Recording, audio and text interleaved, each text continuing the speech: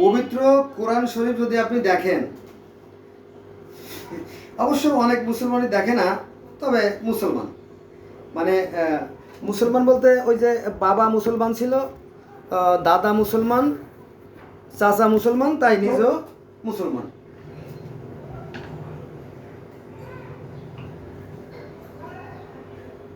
এই সমস্ত ভণ্ডামি কথাবার্তা বলে কোনো লাভ হবে না,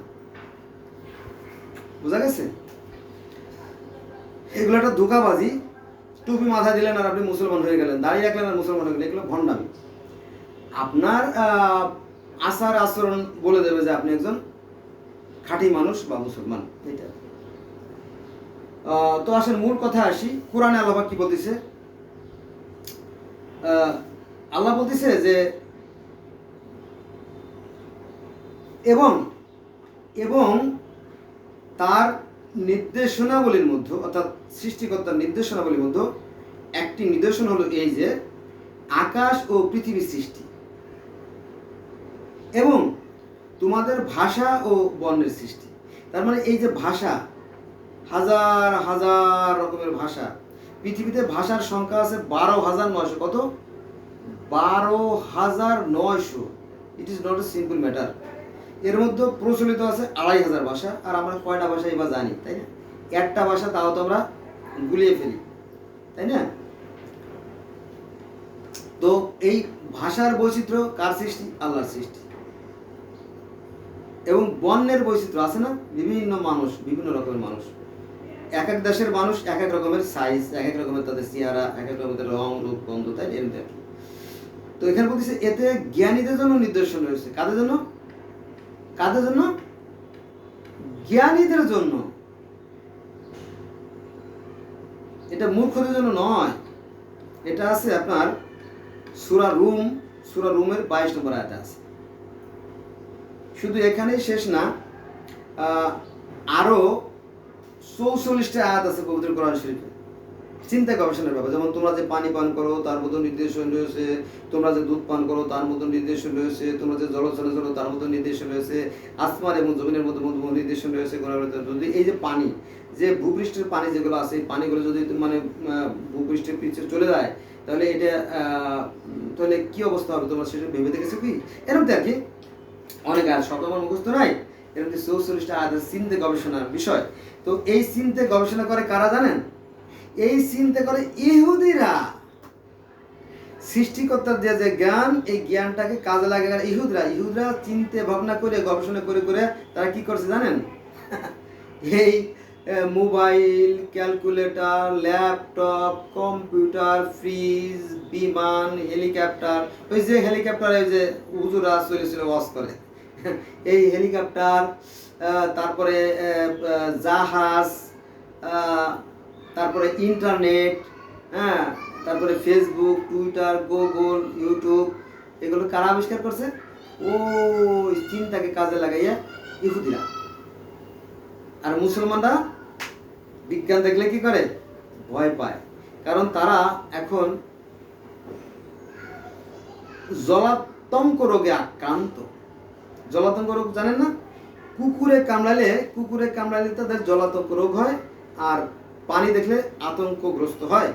এটা হচ্ছে জলাতঙ্ক রোগের অবস্থা। আমাদের মুসলমানদের অবস্থা সেরকম জলাতঙ্ক রোগের মতো। কারণ তারা বিজ্ঞান দেখলে ভয় পায়। এই বিজ্ঞান থেকে যেদিন থেকে মুসলমানরা বিজ্ঞান থেকে সরে গেছে, সেদিন থেকে আস্তে আস্তে তাদের অধঃপতন শুরু হয়ে গেছে। বিজ্ঞান মানে আর কিছুই না, জ্ঞান। সৃষ্টিকর্তার জ্ঞানটাকে কাজে লাগানোর নামই হচ্ছে বিজ্ঞান। এই বিষয়টা জানে না,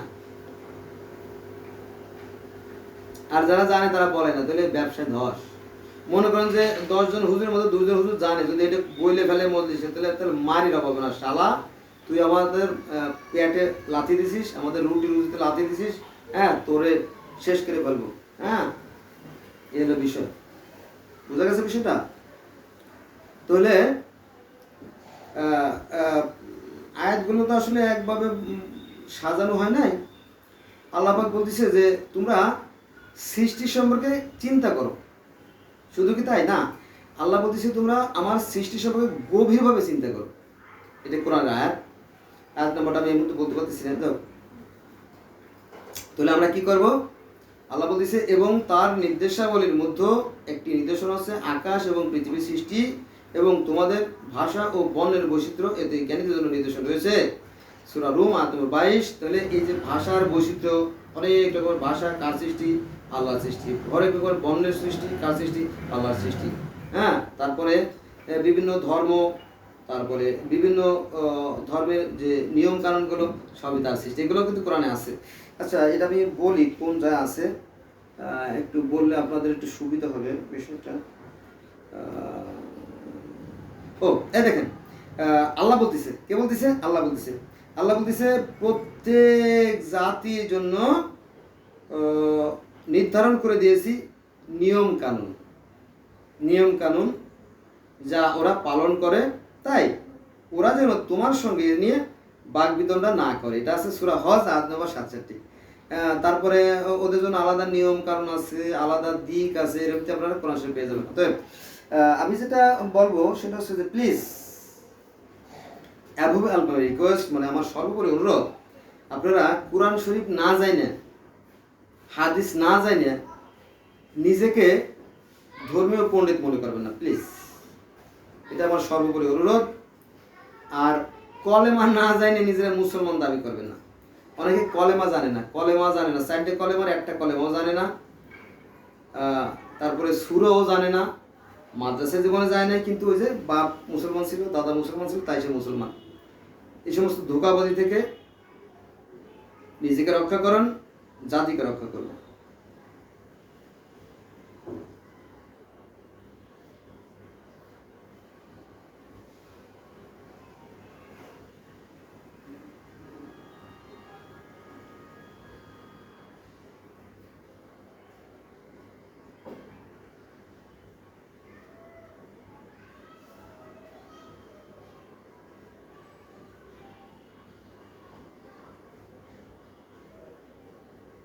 বন্ধুরা,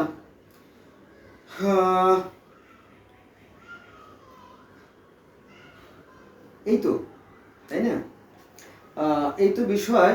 তো আমাদের নবী মুহাম্মদ সাল্লাল্লাহু আলাইহি ওয়াসাল্লাম বলছেন যে যদি তোমরা কোনো কথা শুনো, যে কোনো, maybe any kinds of word or sound or sentence, তোমরা যদি কোনো কথা শুনে থাকো, তাহলে সেই কথাকে যদি তোমরা যাচাই বাছাই না করে যদি হুট করে বিশ্বাস করে ফেলো বা মেনে নাও, তাহলে সেটা হবে মিথ্যারই নামান্তর।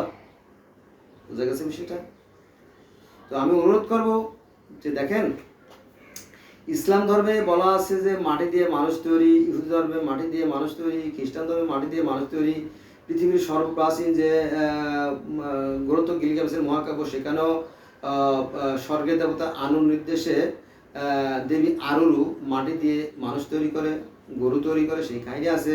তারপরে মিশরীয় ধর্মেও সেই স্বর্গের যিনি দেবতা আল্লাহ রায় নির্দেশে শেপশেৎসুর কাদা দিয়ে প্রথম মানব সু এবং প্রথম মানব দেবনাথকে সৃষ্টি করে। তারপরে আপনার পার্সিয়ান ধর্মে সেই মাটি দিয়ে মানুষ তৈরির কথা বলা আছে। তারপরে আপনার সেই গ্রিক ধর্ম এবং রোমান ধর্ম সেই মাটি দিয়ে মানুষ তৈরির কথা বলা আছে। সেই স্বর্গের দেবতা জিউস তিনি এপিমেথিউসকে বলো তুমি জীব জন্তু গাছপালা লতা পাতা পশু পাখি কীট পতঙ্গ এই সমস্ত সৃষ্টি করো, আর হলো এপিমেথিউসকে বললো, আর প্রমিথিউসকে বলো তুমি মাটি দিয়ে মানুষ তৈরি করো। তখন প্রমিথিউস মাটি দিয়ে মানুষ তৈরি করলো, তারপরে স্বর্গের দেবী এথেনা সেই মাটিতে প্রাণ সঞ্চার করলো। এই কাহিনীগুলো পৃথিবীর আরও অনেক ধর্মে আছে, সেখানে যাব না। আমি একজন কর্মব্যস্ত মানুষ, এখন কাজে বেরিয়ে পড়বো। বন্ধুরা, ভুল টুয়ারিজম আর কি, ভুল করা মানুষের স্বভাব, ভুল ভ্রান্তি হলে ক্ষমা সুন্দর দৃষ্টি দেখবেন আর কি। আমার সাথে থাকবেন। আমি শুধু কোরআন না, পৃথিবীর বিভিন্ন ধর্ম নিয়ে আমি আলোচনা করি আর কি। তো প্রকৃত সত্য যেটা আমি সেটাই বলার চেষ্টা করব, কারণ আমার তো বয়স হয়ে গেছে, মরে তো যেতেই হবে, তাই না? মরার চিন্তা আমি করি না আর কি। তবে অত্যন্ত দুঃখের বিষয় হচ্ছে যে আমাদের মুসলমান ভাইরা কোনো প্রশ্ন করে না। অন্য ধর্ম কথা বলে অন্য কোনো ধর্মই নাই। তো আপনি উল্টোপাল্টা কথা বলেন এবং উল্টোপাল্টা, তারা অসুস্থ। আমি মনে করি যে বেশিরভাগ মুসলমান এবং মুসলমানের সন্তানরা অসুস্থ আর কি। যাই হোক, আল্লাহ তাদের হেদায়েত করুক, এই দোয়া করে আজকের মতো বিদায়। আল্লাহ হাফিজ।